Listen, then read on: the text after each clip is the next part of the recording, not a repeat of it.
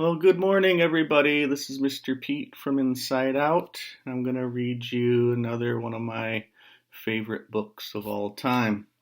If you've seen some of the other videos, I read you this book, Small Pig by Arnold Lobel, and also Harold and the Purple Crayon by Crockett Johnson.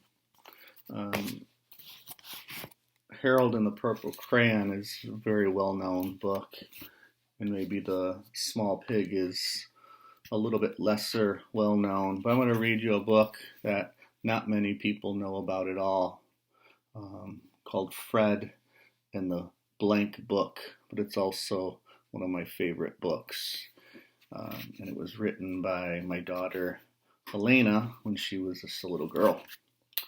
At the end of my reading of Small Pig, you might remember that I had invited and encouraged you to find a piece of cardboard, whether or not it was from a cereal box or any old box or just something sort of sturdier than a piece of paper, and fold it in half, and voila, you have a blank book cover. And then inside you can take just some regular paper that you might find at a computing printer, or even just from a notebook. Fold those pieces of paper in half, staple them, or you could even get a needle and some thread and somehow find a way so that the pages won't fall out. You can actually wear it as a hat if you wanted to. So the book that I'm going to read you today is one of those books, inspired by Harold and the Purple Crayon, most definitely, and maybe even a little bit by Small Pig. And as you can see, just a piece of cardboard from a box, and then inside some pages that used to be blank, but now they're filled with some little pictures or illustrations, and then some words. And remember, when you're making your own homemade book, it doesn't have to be perfect. If you make a mistake, there is no such thing as a mistake when you're making your own art. You can even see here, maybe you can't, but I can. Initially, my daughter had taken to calling her main character Harry, but you can't see it because it's whited out. So maybe she started with Fred, and then she, in her mind, started to think about a different character named Harry. But then she said, oh no, this is a book about Fred. So it's not a big deal, and this is a very beautiful artifact from our past. So without further ado, Fred and the Blank Book. And this little person here, guess who he is? Yep, you got it. Fred, who maybe at some point was also known as Harry. You can see here in our first illustration, there's a picture of Fred. You can see his back. And it looks like he's going into the library. And it looks like it's called Tiger Public Library. So that must be the name of not only the library, but maybe even the town. One day, Fred wanted to go to the library. He wanted to check out a book. Maybe some of you like to go to libraries too. He saw millions and millions of books. You can see a picture of a bookshelf with, I guess these would be all the millions and millions of books. There were reference books, action, mystery, magazines, and every other kind of book you could think of.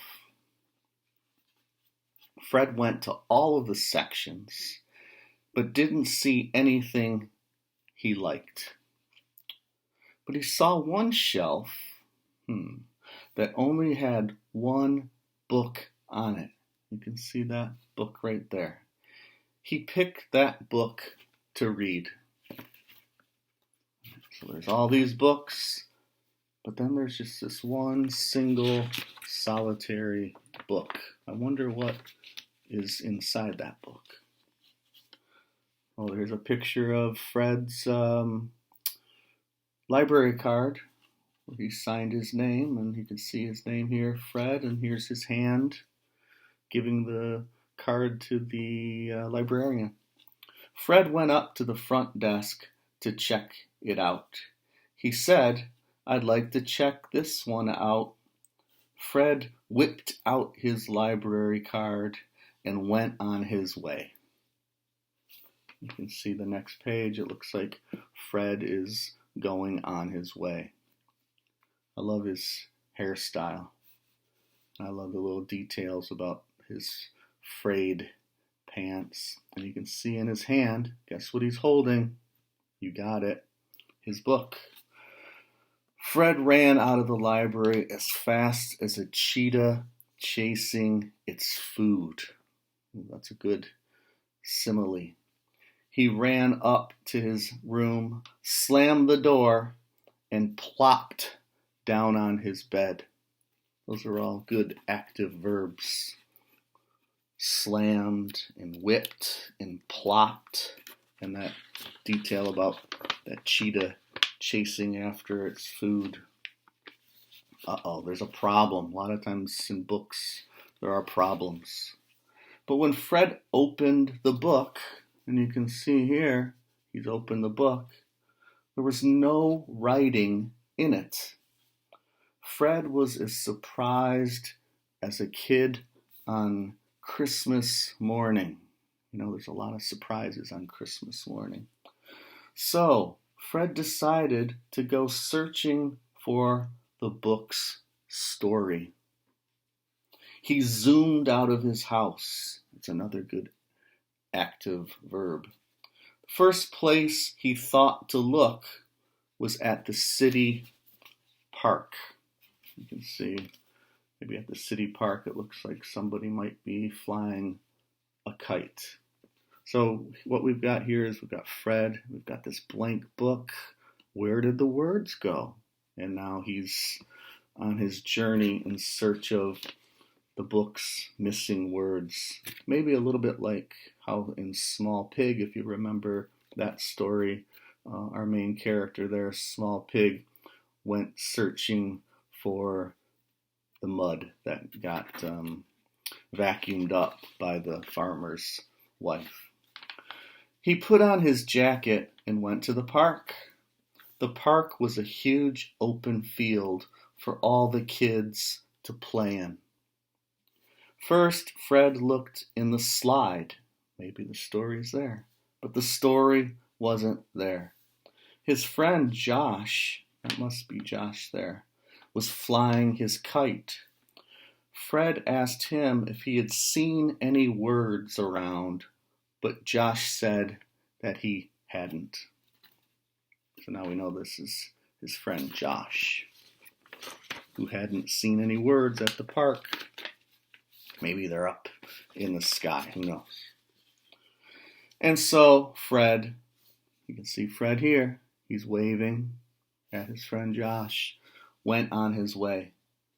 The next place he looked was at the lake.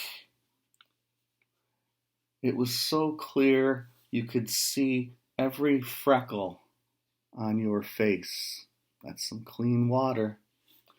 He saw Doc Murphy fishing on the dock. Fred said, "Hey, Doc Murphy, have you seen any words around here?" "No, sorry, sport," said Doc Murphy. Fred decided to call it a day. And I don't think he's, at this point, found what he's looking for, meaning the words from his blank book. But at least he's seen his friend Josh at the park flying a kite. He's run into Doc Murphy, who's fishing on the lake. We've got that lovely sentence about the water being so clear you could see every freckle on your face. So then Fred went home and walked in the door feeling all down in the dumps, meaning he's feeling disappointed. His mom asked, why is he so glum? Glum's a good word, isn't it? It means, why are you feeling down, so in the dumps, so sad? And Fred said nothing and went on his way upstairs. But, to his surprise, he opened the book, and guess what? It was filled with words. These little things must be words. And this must be what? An exclamation point. Something you use at the end of a sentence when you're really excited. You can see here, there's an exclamation point at the end of that sentence. Fred was amazed at what had happened. When Fred started reading the book, it was about his whole day. He read about the park, then Josh. He read about Doc Murphy. He was so amazed. He went to bed. You can see there's Fred tucked into his bed with a nice little smile on his face. He went to bed with a smile on his face.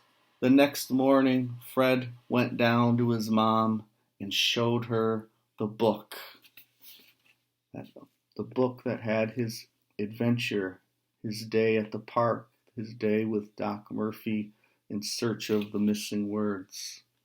She showed her the book, but guess what? Lo and behold, the book was, this word, blank.